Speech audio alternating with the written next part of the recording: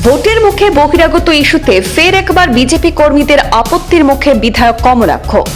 করিমগঞ্জের এক নেতা কাটিগড়ায় লাফালাফি করছেন, এতে কাজ হবে না এমন মন্তব্য ঘিরে কমলাক্ষের প্রার্থিত্বের বিরুদ্ধে স্থানীয় গেরুয়া কর্মীদের জোরালো আপত্তি।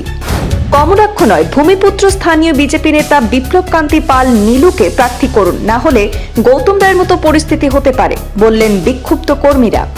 স্বার্থপর ও বহিরাগত কাউকে কাটিগড়ায় বিজেপির প্রার্থী চাই না এমন মন্তব্য করে ভূমিপুত্র বিপ্লব কান্তি পালের প্রার্থিত্বের পক্ষে সওয়াল বিজেপি কর্মীদের।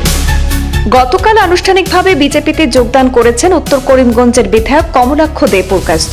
কাটিগড়া বিধানসভা আসনে বিজেপির প্রার্থিত্বের প্রত্যাশা নিয়ে বিধায়ক কমলাক্ষ যখন বিজেপিতে আনুষ্ঠানিকভাবে যোগদান করেছেন, ঠিক সেই সময় তীর্যক কটাক্ষসূচক মন্তব্য করে কমলাক্ষের প্রার্থিত্বের বিরোধিতা করে স্থানীয় বিজেপি নেতা তথা কাছাড় জেলা বিজেপির উপসভাপতি বিপ্লব কান্তি পাল ওরফে নীলু পালের প্রার্থিত্বের পক্ষে জোরালো দাবি জানালেন বিজেপির কর্মীরা।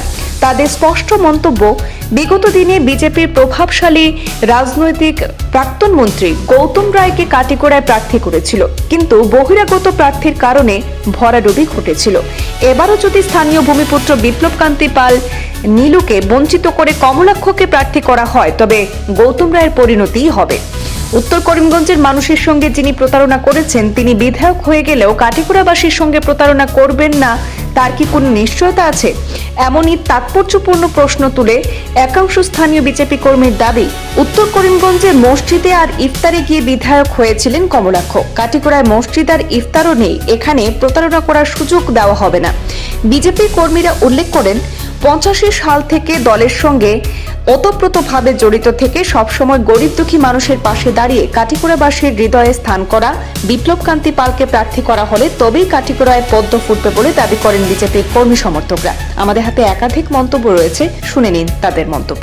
আমরা বিগত কদিন থেকে দেখি আর করিমগঞ্জের একজন বিধায়কে কাটিগড়া ফাল্লাইতেরা করিমগঞ্জ তাই দেখছি 3 বার কুর জনগণে লইয়া তাই জিও করছে, মানে বিধায়ক হয়েছে। আজকে তারা কোন অপরাধটা করলো যে তারারে সারিয়া আইয়া তাই না ইয়া ওখানে মানে জাল মার দেয়? ইলাও তো আমরা করবা তাই না, আমরা ফেলাইয়া অন্যদিকে গিয়া তাই না আসাম দুবরি বা বরবাটার তাই না হন গিয়া চাইবা কেউ মারতা। গতিকে লুবি স্বার্থপর লালচি মানুষের আমরা কাটিগড়ায় চাইয়া না, যারা ভূমিপুত্র মানুষেরারে আমরা চাইয়ার এখানে কর্মর মানুষ।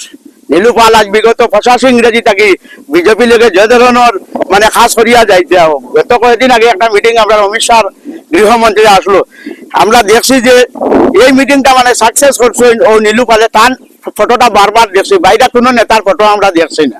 গতিকে ওগুলা মানুষের দরকার, যারা বিজেপি লাগি মায়া করে মহব্বত করে জান প্রাণ দেয়, খাস করে গ্রামের মানুষের খাস করে ওলা নেতা চাই।